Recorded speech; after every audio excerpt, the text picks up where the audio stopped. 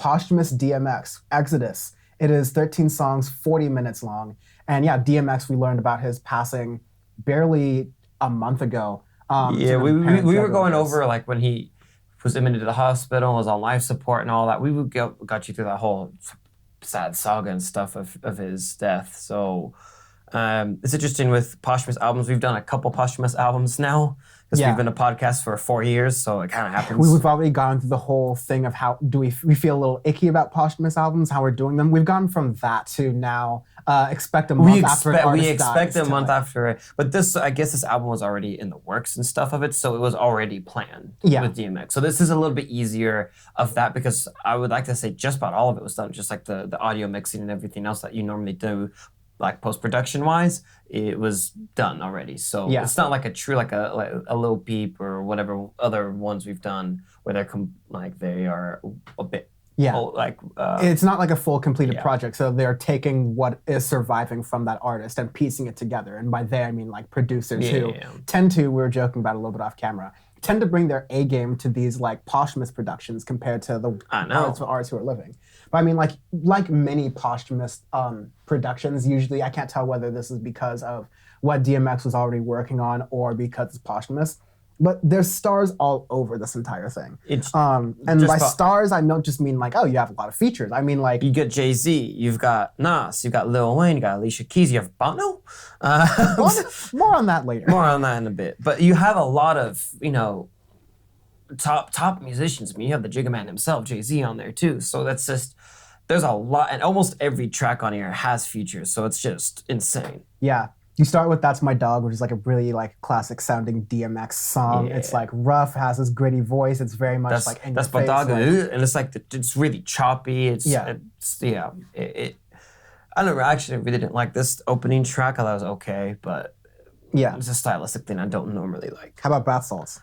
I actually low-key like Bath Salts, which is surprising because I do not like Jay-Z normally. I think his rap tends to be overrated and is really boring to me. I'll give you that. But with Bath Salts, like the beat, everything, I was like, I could really fucks with Jay-Z being on this beat. And then Nas coming in, I've always liked Nas growing up. Lost Tapes is one of my favorite rap albums.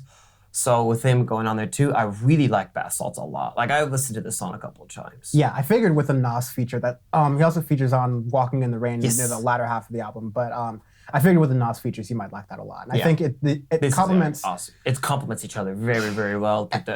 And I was going to say, that's the theme of the album is complementing, because you're taking DMX, who is very much a relic of the 90s, and you're doing as best you can to bring that era into the 21st century, into the second decade. And don't do the Uncle Rappy stuff that we've been having the past couple of years. Yeah. They're here, like Jay-Z, Nas, and future songs like Lil Wayne. They're here. It's weird thinking of Lil Wayne as an Uncle Rapper, but like, I know. They are all here. They perform well to the beats. The beats are made so it like works for them really well, and the beats are modern and fresh. Thank you, Swizz Beats, for doing that, and a lot of the production here. Which is to say that it all fits. It doesn't feel just like a... It does not feel Uncle Rappy. It doesn't feel like a project doesn't feel like, oh, we're here to do like a reunion tour kind of thing. It feels like we're splitting flows, we're going at it, like we want to... We're making a damn album. Exactly. And then that's great to hear, because like we've reviewed a lot of posthumous albums that feel very slapdash and put together. Yeah, it doesn't there's a feel lot like that do that. It doesn't feel like it does the artist justice. Posthumous Pop was pretty good. That's probably like the best, out of all of them, that was probably like the best example of a decent... We're talking about Pop Smoke's album, by the way, for people who are not as music brain broken as we are. No, but like you get Money, Money, Money with Moneybagg Yo, which I thought was like a fun little refrain here. You have some nice little fun refrains from DMX, like he still got it. Like Say Cheese, Now I Got Pictures of What a Bitch Is. It's just really nice. You have Hold Me Down with Alicia Keys, which is, I like that track a lot. I've always liked Alicia Keys. Yeah. But with her vocals, everything, and then DMX's rough voice, like it kind of complements each other because they're literally polar opposite on vocal spectrums. But. And I'll say the first 4 songs are like you're really hitting heavy for an album as you really would. But like with Hold Me Down and pretty much every song after that, this album takes a little more of a softer approach. Definitely softer from if you're expecting like classic 90s DMX Rough Riders anthem. DMX has always been an emotionally complicated person. He's written songs that have been like very emotionally complex and like deep for a while. It's just now you have other artists bringing themselves onto that. In some ways performing really well, like Alicia Keys. In some ways a little bit iffier, like the Bono thing. I'm not sure how I am with that. Yeah, that's an interesting. We could just dive in because after Hold Me Down with Alicia Keys, you still keep with that silver stuff with Skyscrapers with Bono, which is just an interesting track because so interesting. Yeah, like Kendrick Lamar did a thing with U2. It was just interesting as well, where they're randomly getting Bono's randomly getting on to a rap album, but it's so polar opposite from Bono's voice and then DMX rap. It's a very rough transition. It's like trying to deep state train nerds out here. It's like trying to run a light rail train on heavy rail tracks. It's just like something just super doesn't fit here. It's a rough transition. Yes. Hopefully no one's on board. Might be a little shaky.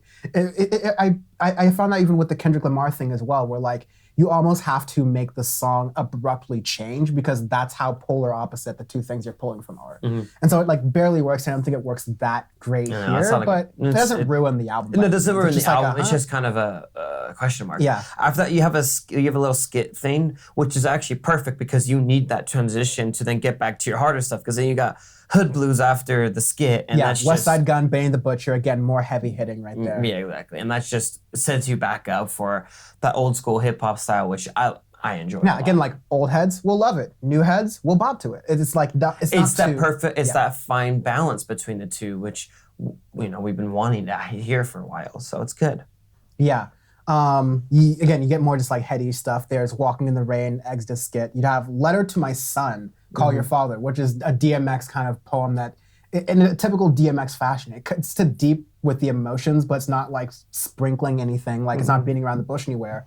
Followed by this like Usher and then Brian King Joseph singing in the background. Yep. You think of like, if you know a lot about like DMX's life and like the struggles he went in through his childhood and like passing that on and not passing that on to his childhood, like it's hard not to realize, especially since he's passed recently, it's a very emotional song that's there. For sure. And then you get to Prayer at the end, which not a lot of people know this, but DMX was very, very like religious, Christian religious. Not really even in the later parts of his life, but just as like a part of his career in the later 2000s. He would never like do a Kanye West push it down your throat kind of thing. But there was always this like dichotomy balance of, yes, I'm this like hard like rapper here doing all this shit and drugs and all this stuff, but there's reflection, there's repentance, there's trying to be a better person for like the people who come after me that he's constantly playing around. And I like they had that in the album as it ended as well. And there's one track a little bit earlier with Diamond Bar Snoop Dogg. You have Take Control where they sample sexual healing in it. And that's kind of like the whole theme around the whole track, which is actually a pretty cool track. Yeah. Even though Snoop Dogg is probably the most Uncle Rappy part of the whole album. Yeah, which is kind of funny because Snoop Dogg has held his own as like, yes, he's an Uncle rapper, but he's like a brand, he's a staple, he's around there, he's like in the industry. But Snoop in 2020, like it's been a lot of decades of working with Snoop here. It's kind of like, getting a little bit slower here. But I think as an album, as a posthumous project, this is like one of the better ones, especially since we mentioned Pop Smoke's posthumous album. It does a good job of honoring the artist. It is an album that the artist, I think, would have wanted it, and I think you get that benefit of DMX nearly finishing this project before passing away tragically, so you at least have that. But it sounds really nice. It does all the artists who are on there justice. And Swizz Beatz was already saying, oh, maybe there's another posthumous DMX album. I don't know how I feel about that. We'll have to visit that later or not. I think this one is like a great place to like leave just on a high leave note. It. Just I agree. Yeah, very good. Arbitrary Scale is not necessarily the most of a high note, and this is maybe the opposite of DMX a little bit, but this is Deadbeat Hockey Dads.